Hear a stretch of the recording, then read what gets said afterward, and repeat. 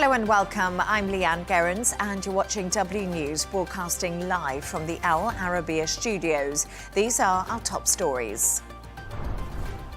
Andrew Mountbatten-Windsor is released but remains under investigation as police continue to search his former royal residence. Trump gives Iran a deadline of 10 to 15 days to make a deal on their nuclear program or face really bad things. Plus, a major blow to the U.S. economy as the country's Supreme Court strikes down most of Trump's tariffs. It could cost them over $175 billion. And opening up the real-life X-Files, government agencies are asked to prepare the release of official documents on aliens and extraterrestrial life.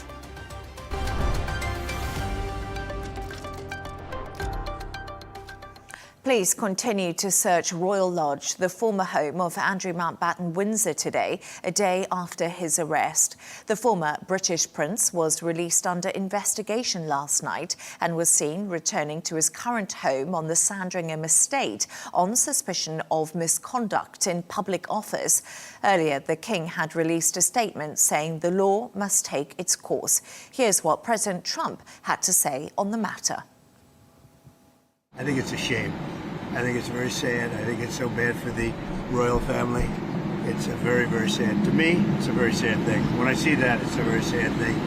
To see it and to see what's going on with his brother, who's obviously coming to our country very soon, and he's a fantastic man, the King. So I think it's a very sad thing. It's really interesting because nobody used to speak about Epstein when he was alive, but now they speak. But I'm the one that can talk about it because I've been totally exonerated. I did nothing. In fact, the opposite. He was against me. He was fighting me in the election, which I just found out through the last 3 million pages of documents. Let's go live to Los Angeles to speak to Kinsey Schofield, royal commentator and host of Kinsey Schofield Unfiltered. Kinsey, thank you so much for joining us on the show. First of all, we just heard there from President Trump. He thinks it's bad for the royal family. Could Andrew's arrest bring down the House of Windsor?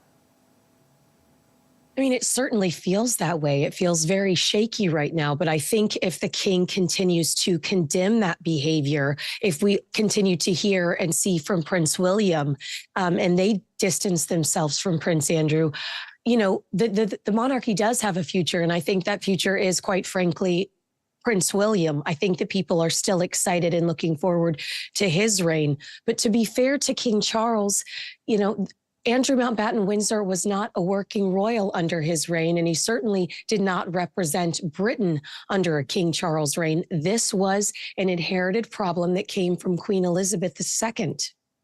And most of the UK newspaper front pages have the photo of Andrew seen hiding in the back of the car after leaving the police station. Could this image really define him now? It could. And you know why? We've heard so much from him. And unfortunately, he did that BBC interview.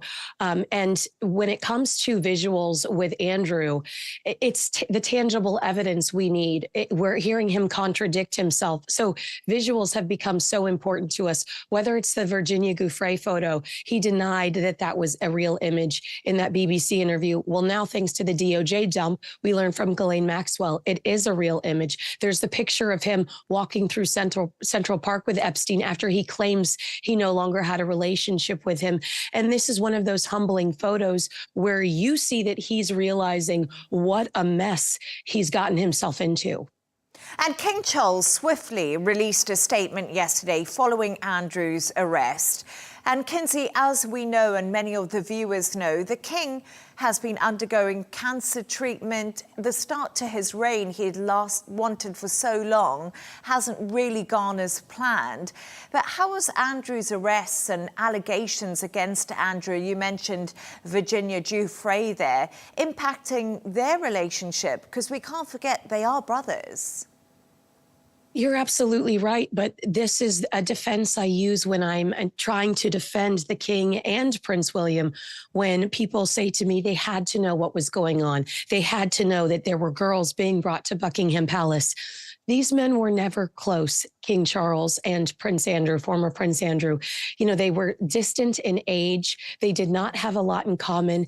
And Andrew had an entitlement and a chip on his shoulder that the king could not relate to. So I think the king is very inconvenienced by it. I would say I don't believe that the king knew a lot about what was going on in Andrew's personal and private life because they were not very close. And Andrew's put him in a very difficult position. And there have been lots of reports that Andrew's daughters, Beatrice and Eugenie, are in a state after Andrew's arrest. Their mother, Sarah Ferguson, also, of course, had links to Jeffrey Epstein. This must be an extremely difficult time for the both of them. I think you're much more compassionate and empathetic than potentially I am, because as I'm going through those DOJ documents, I'm seeing that Beatrice and Eugenie voluntarily jumped on an airplane to visit Jeffrey Epstein after he got out of jail for being a convicted sex offender. So I have less sympathy for them. They were, 18 and 20, I believe, at the time when they took that trip. I know that they've benefited a lot from some of their mother and father's financial relationships. And I think maybe we should ask some serious questions about their behavior as, as members representing the British royal family as well. And a poll that was actually done in the UK shows strong support for Andrew to be removed from the line of succession. Kinsey, should he be? Is this the final step that needs to be taken? I think optics, yes. No one wants to see him. You don't even think that he deserves to be there. I don't think he ever would be there, obviously, but I think optics-wise, it would be a good look to strip him, and even Prince Harry of that option. I think that it would give people much more comfort and peace and confidence in the monarchy. And I also think, Kinsey, I've just been looking at all of this, and obviously allegations when it comes to Virginia Giuffre and Andrew Mountbatten-Windsor date back years and years. We first heard her talking about him a long time ago. And now we get to the stage where we see Andrew arrested, but he hasn't been arrested for allegations that Virginia Giuffre put to him. He's been arrested for misconduct in public office. How do you think that looks to the public? Well, it should look like the easiest route for the government to get him, if I'm being honest, because we do have those emails in the DOJ dump that are just right there, blatant, evidence-wise.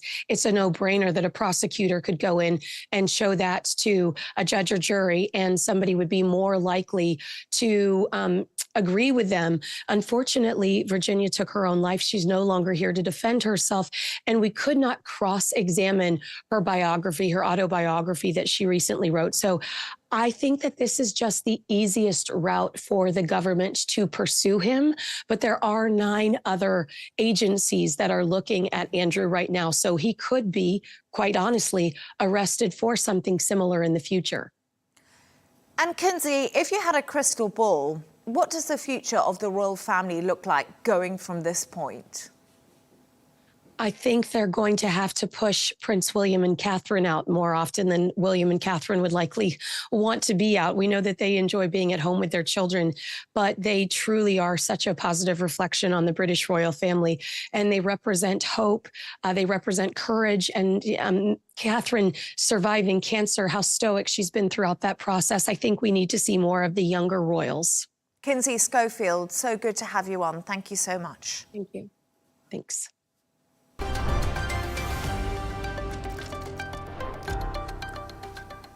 Now, the US has continued to warn Iran to make a deal over its nuclear program as its military buildup in the Middle East fuels fears of an imminent attack. President Trump has set a deadline of 10 to 15 days to reach a meaningful agreement with Tehran. Here's what he told reporters.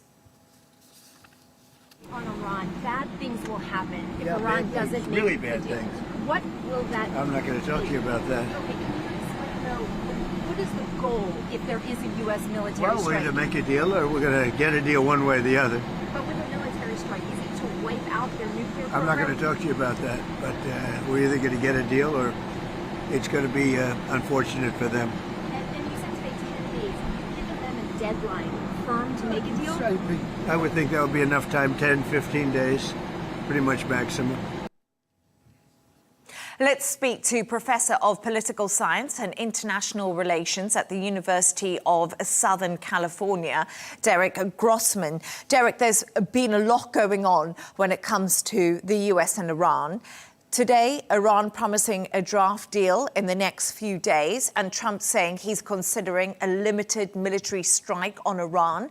Will Iran's FOSS deal save the country from the US firepower, or will Trump strike tomorrow, as lots of reports have been suggesting? Great to be with you again. And of course, it's very unclear what's going to happen. But I do think it's interesting that Iran has sent out this proposal, and it's really very rapidly in order to try to seek a diplomatic off-ramp, because, essentially they seem to be pretty worried about the possibility that the United States would use military force against Iran. And so I think it's a good thing to try to find a diplomatic off-ramp, but it may be too little too late, because when you look at U.S. military forces in the region right now, it is akin to what we had prior to the Iraq War Part 2 in 2003. So this is, really designed for sustained military operations. This is very different than what we saw in the buildup to the kidnapping of Nicolas Maduro in Venezuela. So this is far more robust than that. And, it's hard to imagine that the U.S. would move such military might, expend such precious time and resources not to conduct a strike. So if I were a betting man, which I'm not, but if I were a betting man, I would say it is more likely than not that we will see limited military strikes in the coming days. And Derek, according to Reuters, US military planning on Iran has now reached an advanced stage, with options including targeting individuals as part of an attack and even government change in Iran. What do you make of this after just what you said to me, that with that huge military buildup we're seeing?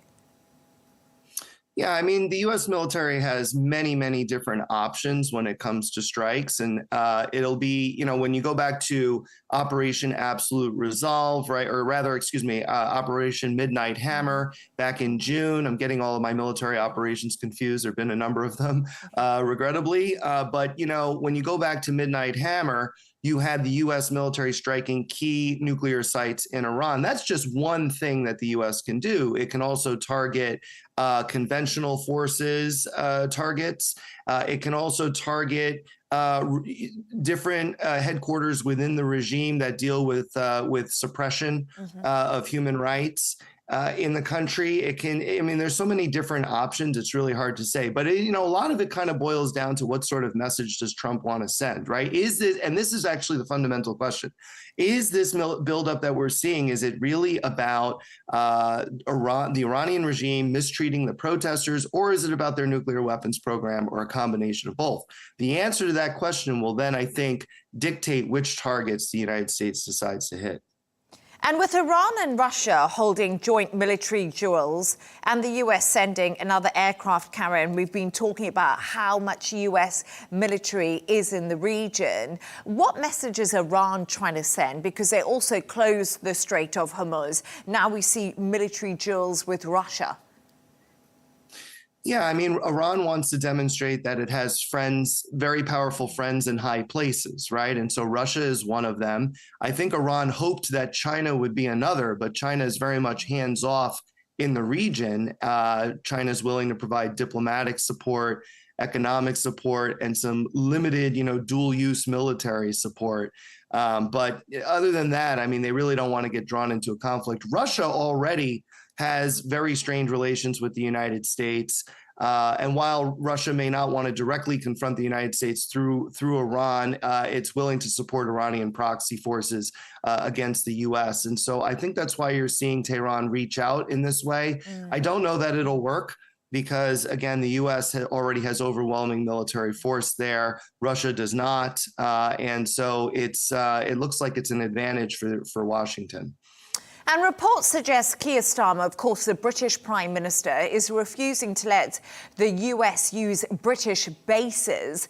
Will this refusal stop a strike on Iran, or do you think London is quietly caught in the middle of these escalating tensions we're seeing? Yeah, I don't think it's going to matter all that much because, again, with 2 aircraft carriers in the region, that is the U.S. military's way of projecting power into Iran.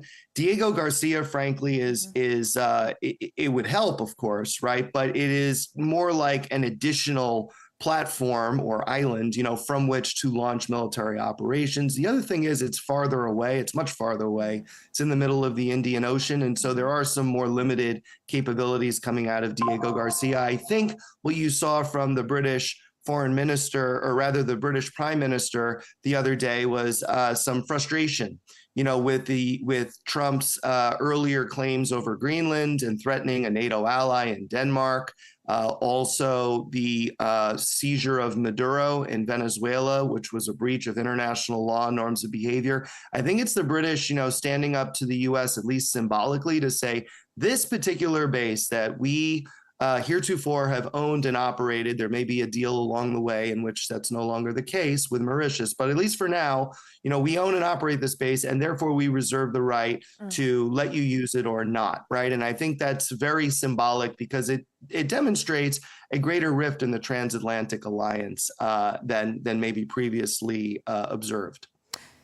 And Derek, we actually got some breaking news in the last hour, and the Supreme Court has ruled Donald Trump's reciprocal tariffs are unconstitutional. We've actually heard from Donald Trump too while I've just been speaking to you. He calls the Supreme Court decision a disgrace, and he also says he has a backup plan after Supreme Court tariffs decision. We've seen lots of countries come out, comment on this. So what happens next?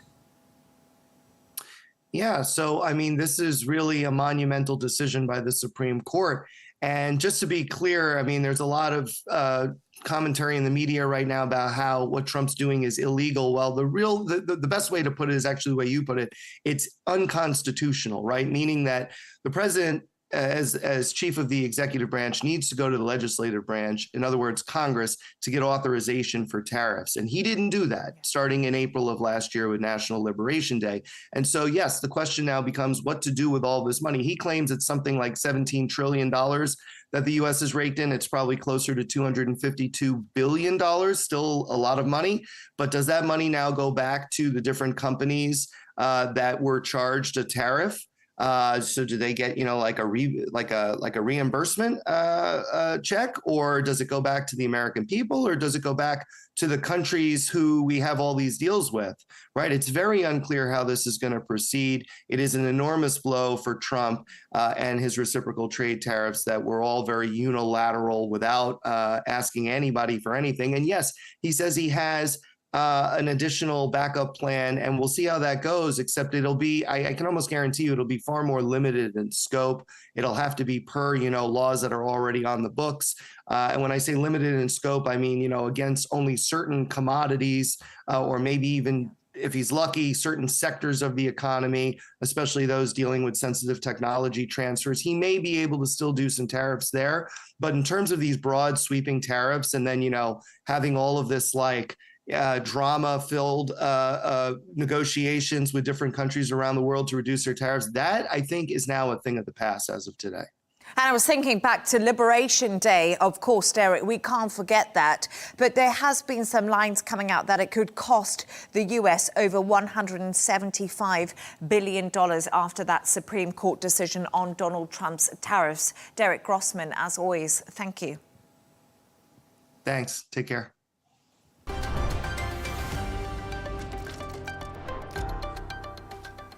Let's take a look at some of the other stories making the headlines today.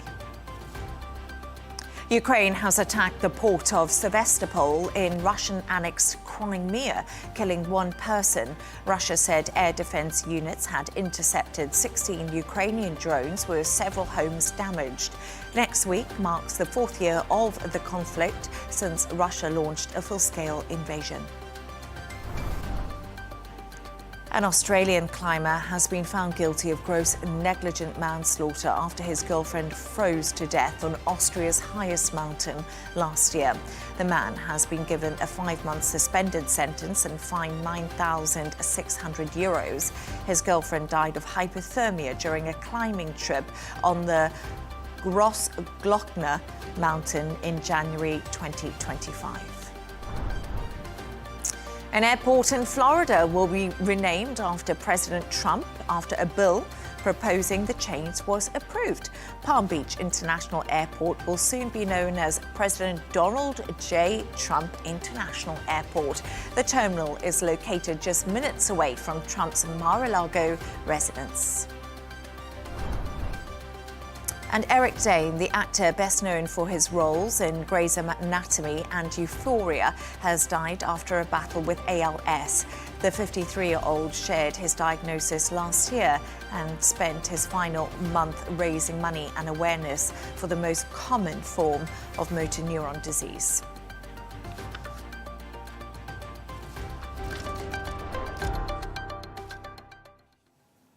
US agencies could release the government's files on aliens after a request from President Trump.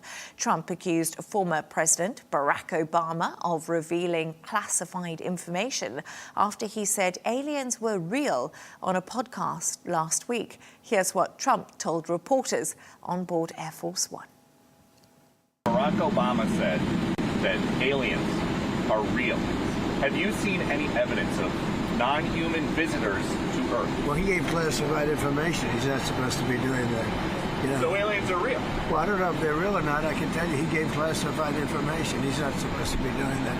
He made a big mistake. He took it out of classified information. No, I don't have an opinion on it. I never talk about it. A lot of people do. A lot of people believe it. Do you believe it, Peter? Well, the president can declassify anything that he wants to, Well, so if maybe you I'll want to get him make out an of trouble. announcement. I may get him out of trouble by declassifying. We know illegal aliens are real. Yeah, illegal. Only illegals. Let's speak to an expert on this very matter, Andy McGrillen, who is the host of That UFO, a podcast. Andy, Donald Trump always having a little bit of humour in his chats there. But to what extent is Donald Trump's UFO file release about transparency, or is it about trolling Barack Obama? Thank you for having me. There's probably two layers to it. I think on the surface it's framed as transparency, and there is a genuine bipartisan pressure in the US for more disclosure around unidentified anomalous phenomena. But politically it's smart positioning by contrasting himself with Barack Obama's cautious tone. I think Trump can present himself as the guy to open the vault and be that president. So it's part policy, part political theatre. And did Barack Obama really confirm aliens are real, or was it just that cosmic mic drop moment taken completely out of context? It's a fair question, and the answer is yes, he did say they are real. And it's important to remember Barack Obama is extremely careful with language. He was asked directly by Brian Tyler Cohen whether aliens are real. He responded, they are real. He clarified he meant statistically, given the real number of galaxies and planets across the galaxy and the universe, the probability of life elsewhere is high. He said he saw no evidence of extraterrestrial visitation during his presidency. So he wasn't confirming aliens on Earth. It was a statement about probability in the end, not proof. But he did hint at this being something hidden from presidents potentially in the United States, and that line inevitably plays into ongoing political debates, doesn't it, about transparency and the deep state? Absolutely. In 2024, a Pentagon report said that there was no evidence of aliens, just balloons, drones and optical illusions. So why has the public's interest in UFOs really surged in recent years? Yeah, so that was the 2024 historical review from the Pentagon's AARO office, or All Domain Anomaly Resolution Office. It concluded no verified evidence of ET technology. However, it also acknowledged a percentage of cases remain unresolved due to insufficient data, and that's important. It wasn't a widespread debunking of the phenomenon. When it refers to balloons, drones or foreign systems, it's not talking hobbyist equipment here. It's talking advanced military or intelligence platforms, some of these classified. So public interest hasn't surged because aliens were or weren't confirmed. I think it's because the government is showing that it's openly investigating this phenomenon, whatever that might be. And when the UFO files are finally opened, as Donald Trump wants them to be, will we get shocking secrets about extraterrestrials? Or, Andy, the big question here is it just going to be more paperwork? So I think we might see a bit of a mix. These files tend to be heavily redacted, as we have seen in recent times. I don't expect dramatic confirmation of ET phoning home. However, if there was definitive proof of alien visitation, that's global, world-altering revelation, not something that's going to be buried in some paperwork. What we're more likely to see are internal memos, technical assessments, and names potentially being named. And even when documents are partially redacted, like we've seen, like I say, in the Epstein case, they can still point researchers in certain directions. And I think that could potentially really whet the public's appetite on a global stage, not just in the US, to dig into this phenomenon.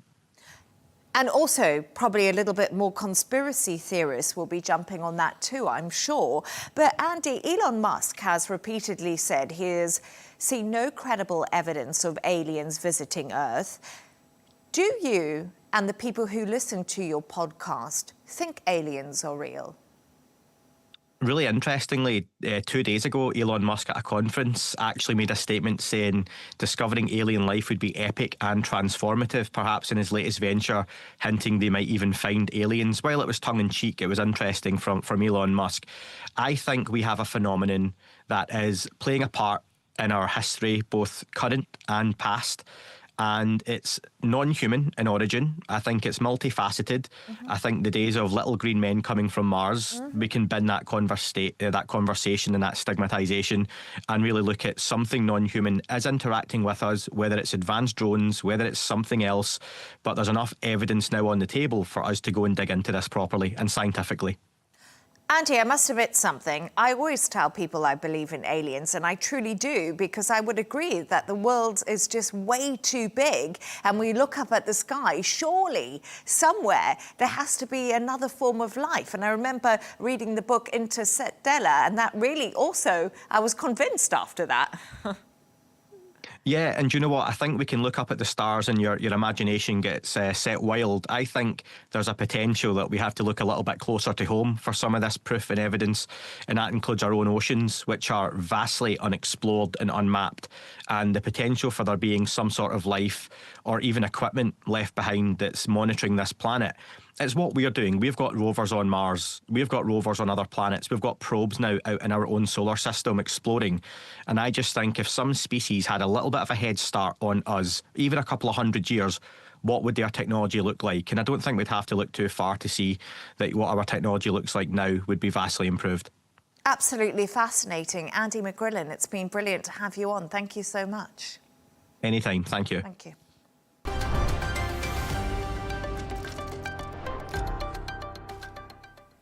Call it a case of the force getting festive.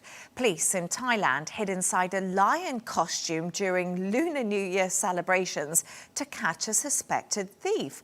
Reports say it took 2 weeks to hatch the plan, and it was all caught on camera. Patrick Fock reports. They're a feature of Lunar New Year celebrations. The traditional Chinese lion dance performed by acrobatic stuntmen in colourful costume. For many people, it's a highlight of the festivities. It represents that in the new year, for society as a whole, and for each of us, life will be prosperous and flourishing, lively and full of energy. But for one unsuspecting spectator in Thailand, a performance that was anything but a symbol of good fortune. This is the view from inside the lion's mask with a police officer saying be patient. The target, a man suspected of stealing tens of thousands of dollars of Buddhist artifacts. Then, the moment they pounced.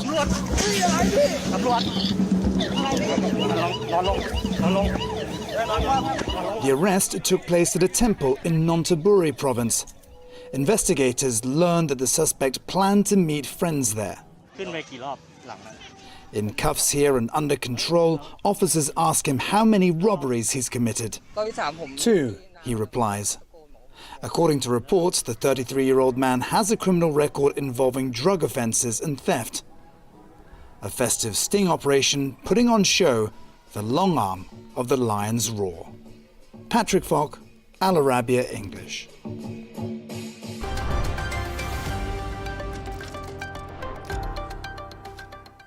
Let's take a look at the top business news now. Spot gold prices rose by 1% today as the US economic growth slowed more than expected in the fourth quarter. Last year's government shutdown disruptions and more moderate consumer spending contributed to that slowdown. But tax cuts and AI investment are expected to increase activity in 2026. Tesla has unveiled a new, cheaper Cybertruck model and cut the price of the Cyber Beast by around $15,000. The decision was made to drive up demand as the electric vehicle makers struggle to find buyers for its most expensive model. Turning to all the sports news now, and Team GB have made it to the men's curling final in Italy this weekend after beating Switzerland. The Brits, who are the reigning world champions, will face Canada on Saturday and are hoping to upgrade their silver medal from Beijing. And more news now from the Winter Olympics. A three-time world champion skater Kaori Sakamoto finished with a silver after completing her final skate. A missed jump combination cost the Japanese athlete the gold medal as she finished behind American Alicia Liu.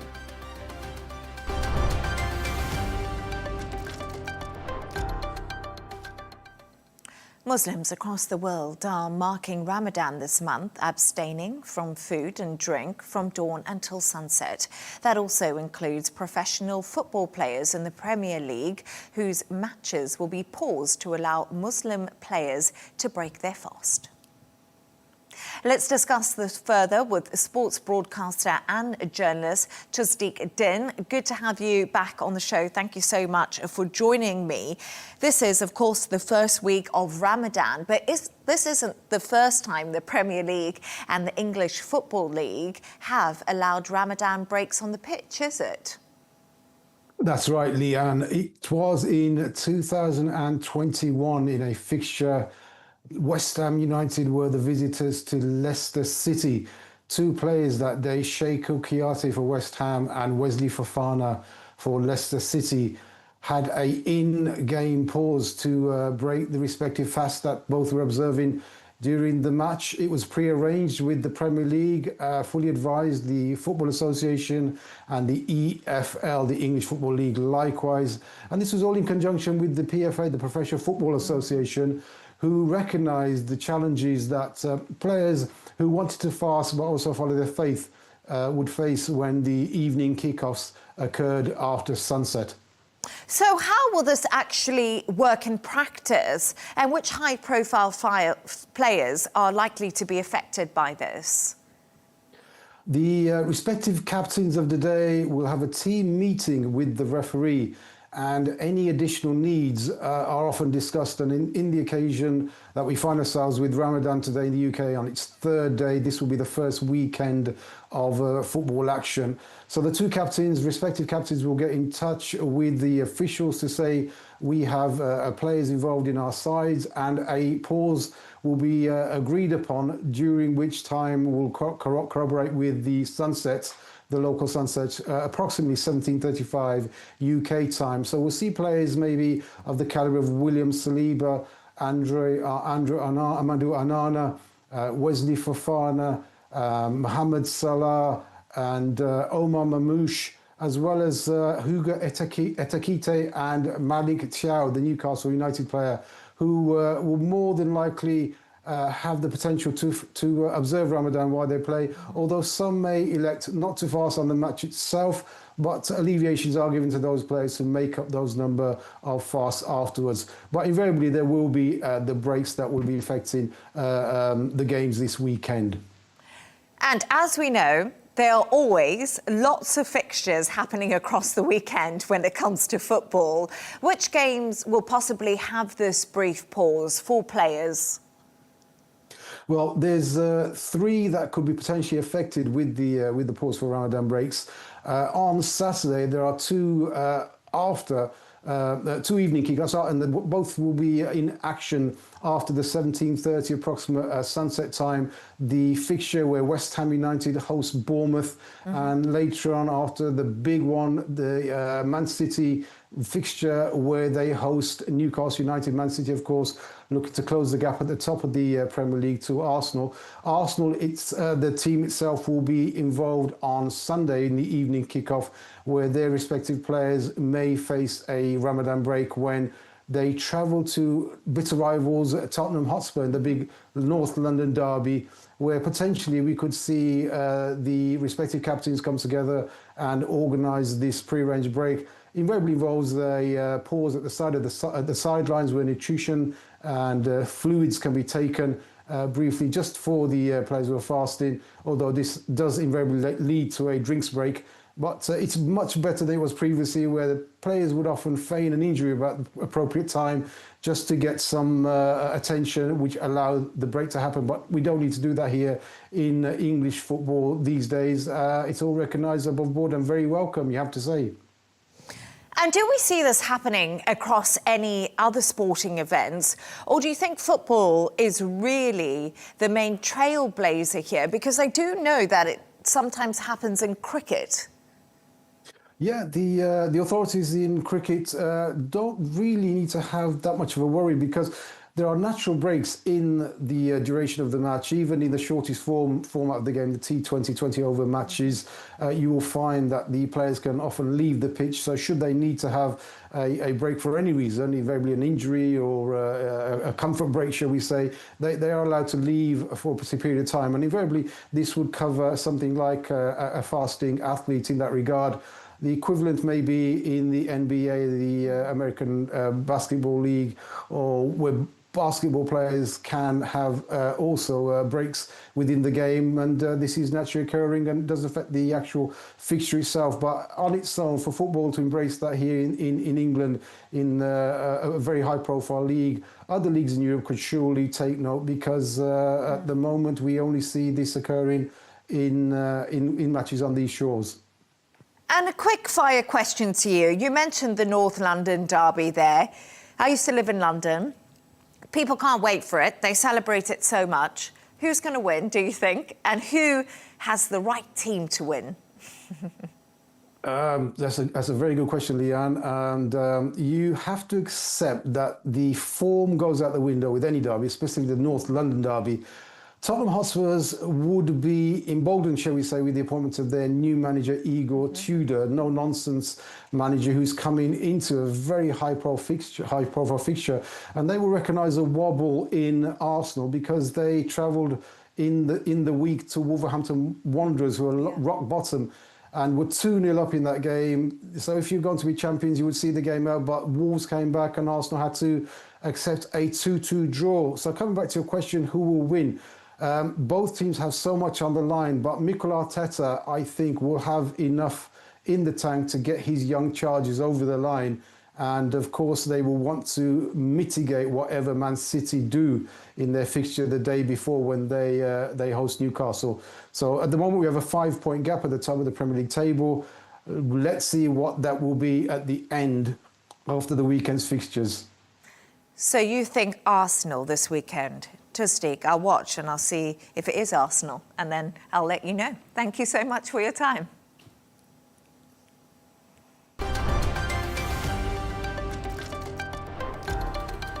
A reminder of our top stories. Andrew Mountbatten-Windsor is released but remains under investigation as police continue to search his former royal residence.